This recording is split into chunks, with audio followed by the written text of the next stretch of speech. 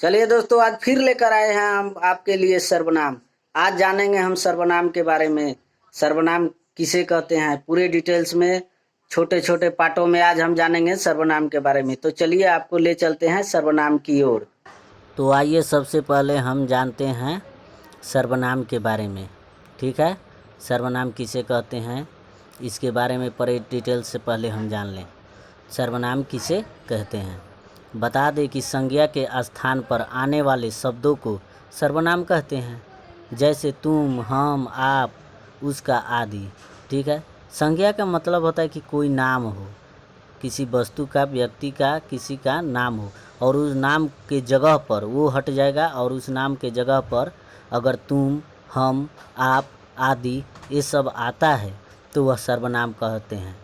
ये पूरे डिटेल्स में छोटे पार्ट करके आपके लिए लेकर आए हैं, पूरे आप जान सकते हैं। ठीक है, तो सर्वनाम किसे कहते हैं आप जान गए कि बता दें कि संज्ञा के स्थान पर आने वाले शब्दों को सर्वनाम कहते हैं, जैसे तुम, हम, आप, उसका आदि। तो ये सब संज्ञा के स्थान पर आते हैं। ठीक है, आगे चल अब आगे देखते हैं।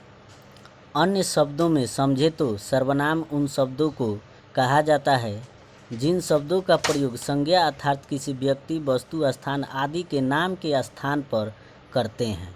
ठीक है, इसमें तुम, हाँ, तुम्हारा, आप, आपका, इस, उस, यह, वह, हम, हमारा आदि शब्द आते हैं। तो ये वही चीज़ है, थोड़ा सा ये डिटेल्स में दिया गया है। ठीक है, तो ये बताया गया है इसमें कि अन्य शब्दों में समझे तो सर्वनाम उन शब्दों को कहा जाता है जिन शब्दों का प्रयोग संज्ञा के किसी व्यक्ति, वस्तु, स्थान के नाम के बदले में आता है। ठीक है, अब आगे हम जानेंगे। आगे जानते हैं, यदि आप पूछ रहे हैं कि सर्वनाम क्या है, अगर आप पूछ रहे हैं कि सर्वनाम क्या है, तो सर्वनाम का कोई दूसरा नाम नहीं होता। ठीक है, सर्वनाम का कोई दूसरा नाम नहीं होता। हम, वह, यह, वे, मैं से शुरू करते हैं। वह, वे, और, मैं आदि ये सब सर्वनाम है। ठीक है, तो आपने सर्वनाम के बारे में अच्छी तरह से आपने जाना, आपने सुना, तो इसको आप चैनल को थोड़ा सा सब्सक्राइब कर दीजिए इस वीडियो में। ठीक है, अब आगे फिर हम जब बढ़ते हैं आगे जानेंगे और क्या है।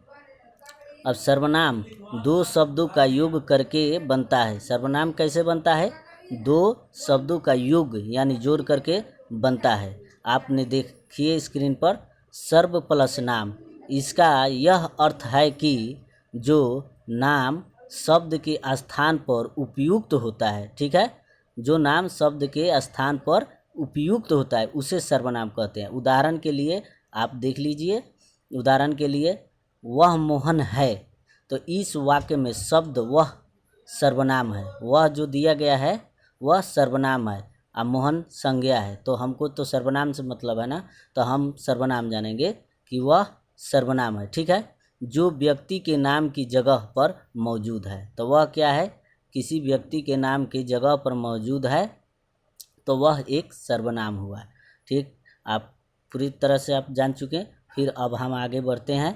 आगे क्या है, कुल कितने सर्वनाम होते हैं, कुल कितने सर्वनाम होते हैं, तो हिंदी में कुल 11 सर्वनाम होते हैं। हिंदी में कितने सर्वनाम होते हैं, हिंदी में कुल 11 सर्वनाम होते हैं। छोट भाषा में हम समझते हैं।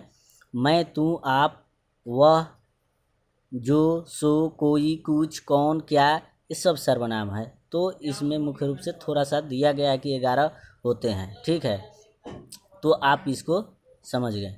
आगे चलते हैं। तो दोस्तों, आपने जाना सर्वनाम के बारे में पूरे डिटेल से, तो वीडियो को सब्सक्राइब कीजिए और लाइक कीजिए ताकि दूसरा वीडियो फिर आपके पास पहुंचे। फिर अगले वीडियो में हम लेकर आएंगे सर्वनाम के भेद के बारे में।